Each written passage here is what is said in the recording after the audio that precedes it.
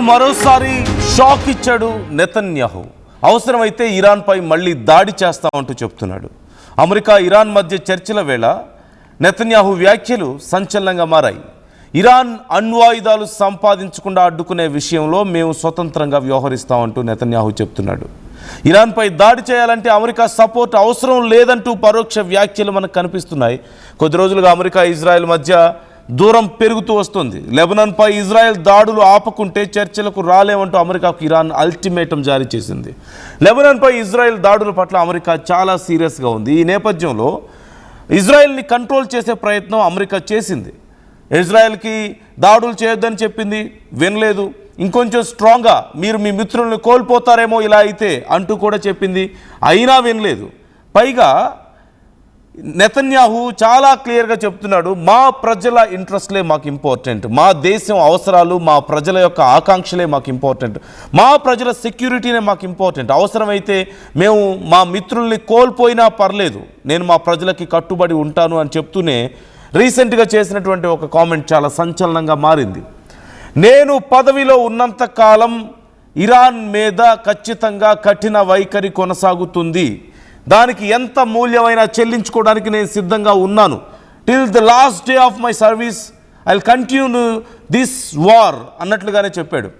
Is going to continue the same approach Iran విషయంలో. సో ఖచ్చితంగా దాడులు కొనసాగబోతున్నాయి. లెబనాన్ మీదైనా ఇరాన్ మీదైనా దాడులు ఉండబోతున్నాయి. అమెరికా చెప్పినా వినే పరిస్థితి లేదు. And he's ready to take risk. America విషయంలో ఖచ్చితంగా మిత్రుల్ని కోల్పోయినా పర్లేదు, నేను దాడి చేస్తానని చెప్పి ఇజ్రాయెల్ చెప్తున్నాడు. బికాజ్ ఇది కేవలం అమెరికాతో మొదలైన గొడవ కాదు. ఇజ్రాయెల్కి ఇరాన్కి మధ్యలో దశాబ్దాలుగా ఇరాన్ మీద అమెరికా ఎన్నో దాడులు చేసింది. వాళ్ళిద్దరి మధ్యలో ఎప్పటి నుంచో గొడవలు జరుగుతున్నాయి.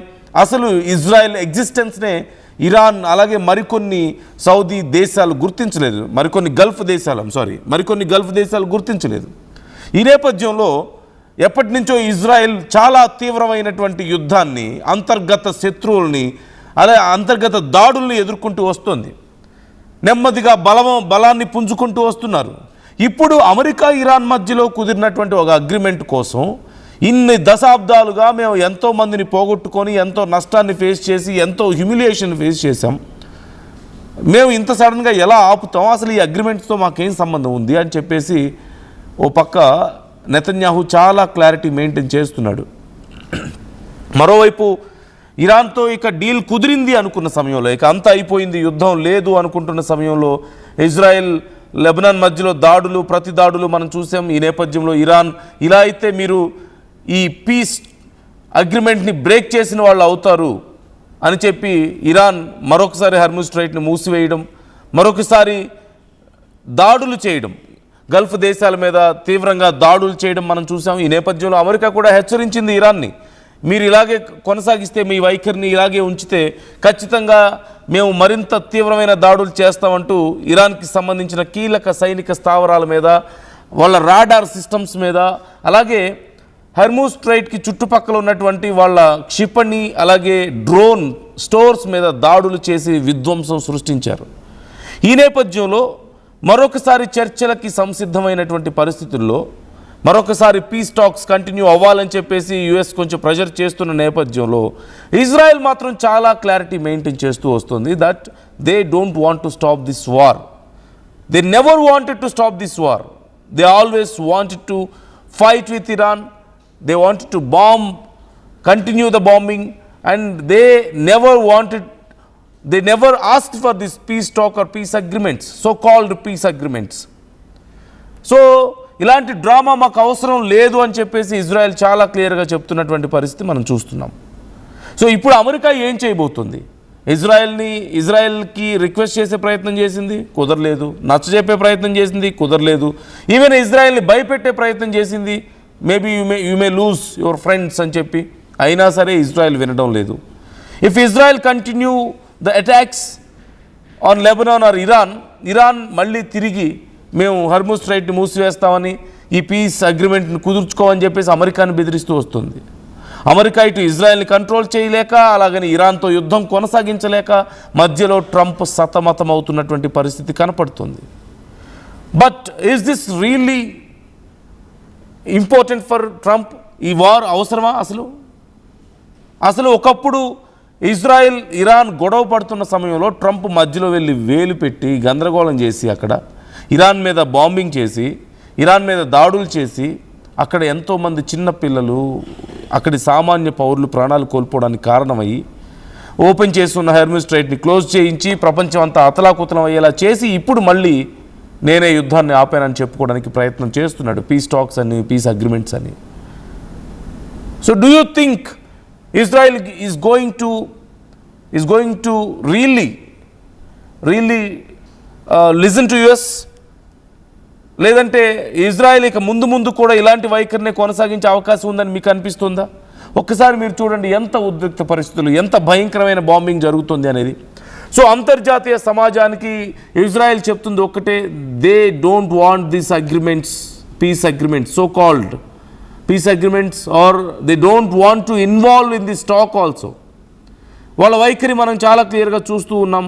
ఇజ్రాయెల్ మా అవసరాల కోసం మాత్రమే మేము పనిచేస్తామని చెప్తుంది. ఎట్టి పరిస్థితుల్లోనూ మరొకసారి న్యూక్లియర్ పవర్ని ఇరాన్ డెవలప్ చేసుకోవడానికి చూస్తే మరింత తీవ్రమైన దాడులు చేయడానికి, యుద్ధం చేయడానికి మేము వెనకాడం అని చెప్పేసి ఇజ్రాయెల్ చెప్తుంది, నెతన్యాహు చెప్తున్నాడు.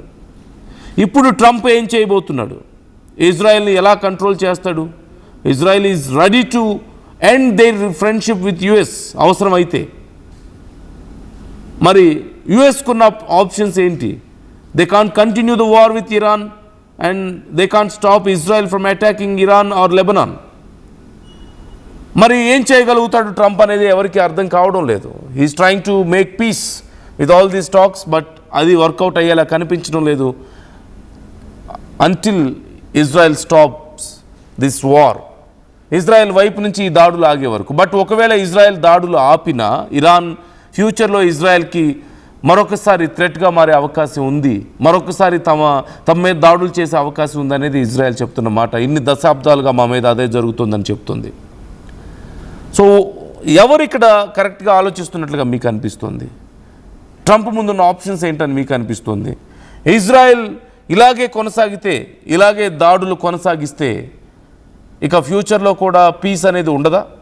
మరోవైపు ఎలాగైనా సరే మరింత బలమైనటువంటి పట్టు హెర్ముజ్ స్ట్రైట్ మీద పొందాలని చెప్పేసి ఇరాన్ ప్లాన్ చేస్తుంది. దానివల్ల అట్లీస్ట్ ప్రపంచ దేశాల మీద బర్డెన్ పెంచవచ్చు.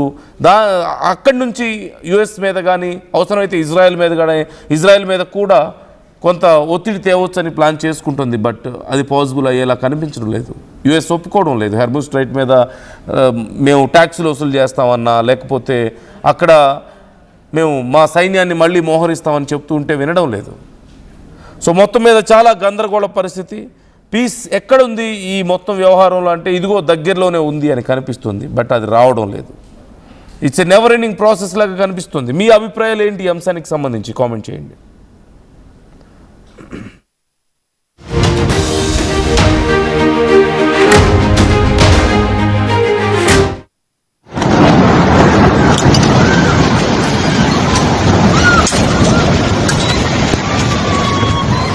يلا ننزل يلا ننزل يلا ننزل.